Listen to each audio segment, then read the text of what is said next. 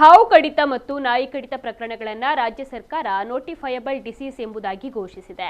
ಹಾಗಾಗಿ ಹಾವು ಮತ್ತು ನಾಯಿ ಕಡಿತದ ಘಟನೆಗಳು ಎಲ್ಲಿಯೇ ನಡೆದರೂ ಆರೋಗ್ಯ ಇಲಾಖೆಯ ಮೂಲಕ ಸರ್ಕಾರಕ್ಕೆ ಕಡ್ಡಾಯವಾಗಿ ತಿಳಿಸಲೇಬೇಕಾಗಿದೆ ಎಂದು ದಕ್ಷಿಣ ಕನ್ನಡದ ಜಿಲ್ಲಾ ರೋಗವಾಹಕ ಆಶ್ರಿತ ರೋಗಗಳ ನಿಯಂತ್ರಣಾಧಿಕಾರಿ ಮತ್ತು ಜಿಲ್ಲಾ ಸರ್ವೇಕ್ಷಣಾಧಿಕಾರಿ ಡಾಕ್ಟರ್ ನವೀನ್ ಚಂದ್ರ ಕುಲಾಲ್ ತಿಳಿಸಿದ್ದಾರೆ. ಅವರು ಸುದ್ದಿಗೋಷ್ಠಿಯಲ್ಲಿ ಮಾತನಾಡಿ, ಹಾವು ಮತ್ತು ನಾಯಿ ಕಡಿತಕ್ಕೆ ಪ್ರಾಥಮಿಕ ಆರೋಗ್ಯ ಕೇಂದ್ರ ಮತ್ತು ಅದಕ್ಕಿಂತ ಮೇಲ್ಪಟ್ಟ ಎಲ್ಲಾ ಸರ್ಕಾರಿ ಆಸ್ಪತ್ರೆಗಳಲ್ಲಿ ತಪಾಸಣೆ ಮತ್ತು ಔಷಧಿಗೆ ವ್ಯವಸ್ಥೆ ಇದೆ.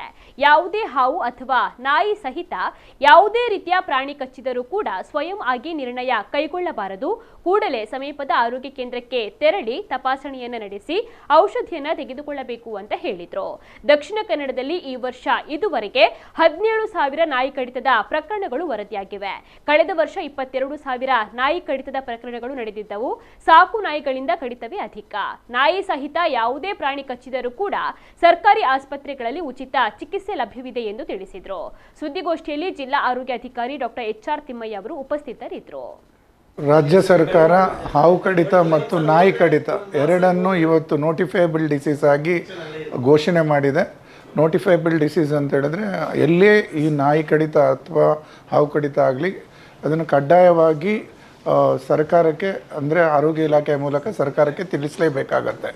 ಸೊ ಈ ಒಂದು ವ್ಯವಸ್ಥೆಯ ಹಿನ್ನೆಲೆಯಲ್ಲಿ ಎಲ್ಲ ಪ್ರಾಥಮಿಕ ಆರೋಗ್ಯ ಕೇಂದ್ರಗಳಲ್ಲಿ ಮತ್ತು ಅದರಿಂದ ಮೇಲ್ಪಟ್ಟದ ಸಮುದಾಯ ಆರೋಗ್ಯ ಕೇಂದ್ರ ಇರ್ಬೋದು, ತಾಲೂಕು ಆರೋಗ್ಯ ಕೇಂದ್ರ ಇರ್ಬೋದು, ಜಿಲ್ಲಾ ಆರೋಗ್ಯ ಕೇಂದ್ರ ಇರ್ಬೋದು, ಇಲ್ಲೆಲ್ಲ ಕಡೆಯಲ್ಲೂ ಹಾವು ಕಡಿತಕ್ಕೆ ಬೇಕಾದ ASVಯನ್ನು ಲಭ್ಯವಾಗಿ ಇಟ್ಕೊಳ್ಳಿಕ್ಕೆ ಸರ್ಕಾರ ಸೂಚಿಸಿದೆ. ಆ ನಿಟ್ಟಿನಲ್ಲಿ ಎಲ್ಲ ಕಡೆ ಕೂಡ ಲಭ್ಯತೆ ಇರ್ತದೆ.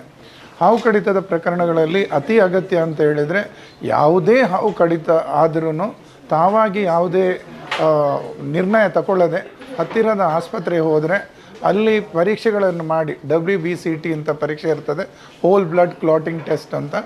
ಇದನ್ನು ಮಾಡಿ ವಿಷದ ಅಂಶ ಮನುಷ್ಯನಲ್ಲಿ ಆ ವ್ಯಕ್ತಿಗೆ ತಗುಲಿದೆಯೇ ಇಲ್ಲೋ ಅಂತ ನಿರ್ಣಯಿಸ್ತಾರೆ. ಹಾಗೂ ಆತನ ರೋಗ ಲಕ್ಷಣಗಳನ್ನು ಅನುಸರಿಸಿ ಚಿಕಿತ್ಸೆಯನ್ನು ನೀಡ್ತಾರೆ. ಸೊ ಯಾವುದೇ ಹಾವು ಕಡಿತ ಆದರೂ ತಾವಾಗಿ ಯಾವುದೇ ನಿರ್ಣಯ ತಗೊಳ್ಳದೆ ಹತ್ತಿರದ ಆರೋಗ್ಯ ಕೇಂದ್ರಕ್ಕೆ ಧಾವಿಸಿ ಅಲ್ಲಿಂದ ಬೇಕಾದ ನಿರ್ಣಯ ತಗೊಳ್ಳೋದು ಅತಿ ಅಗತ್ಯ. ಇನ್ನು ಮುಂದಕ್ಕೆ ನಾಯಿ ಕಡಿತಕ್ಕೆ ಸಂಬಂಧಪಟ್ಟಂತೆ ನಾಯಿ ಕಡಿತಕ್ಕೆ ಸಂಬಂಧಪಟ್ಟಂಥ ARV ಏನಿದೆ ಅಥವಾ ಆ್ಯಂಟಿ ರೇಬಿಸ್ ವ್ಯಾಕ್ಸಿನ್ ಏನಿದೆ ಉಚಿತವಾಗಿ ಲಭ್ಯವಿದ್ದು ಯಾವುದೇ APL BPL ಅನ್ನುವ ಇಲ್ಲಿ ಪ್ರಭೇದಗಳಿರುವುದಿಲ್ಲ. ಪ್ರತಿಯೊಬ್ಬರಿಗೂ ಉಚಿತವಾಗಿ ಲಭ್ಯ ಇರುತ್ತದೆ. ದೊಡ್ಡ ಮಟ್ಟದ ಅಂದರೆ ಕ್ಯಾಟಗರಿ 2 ಅಥವಾ 3 ಬೈಟ್ಸ್ ಇದ್ದರೆ ಅಂದರೆ ದೊಡ್ಡ ಗಾಯ ಬಂದು ರಕ್ತ ಒಸರುವಂಥ ದೊಡ್ಡ ರೀತಿಯ ಗಾಯ ಇದ್ದರೆ ಇಮ್ಯುನೋಗ್ಲೋಬಿಲಿನ್ ಅಂತ ಕೊಡ್ತಾರೆ. ಇದನ್ನು ಕೂಡ ಸರ್ಕಾರ ಉಚಿತವಾಗಿ ಮಾಡಿದೆ.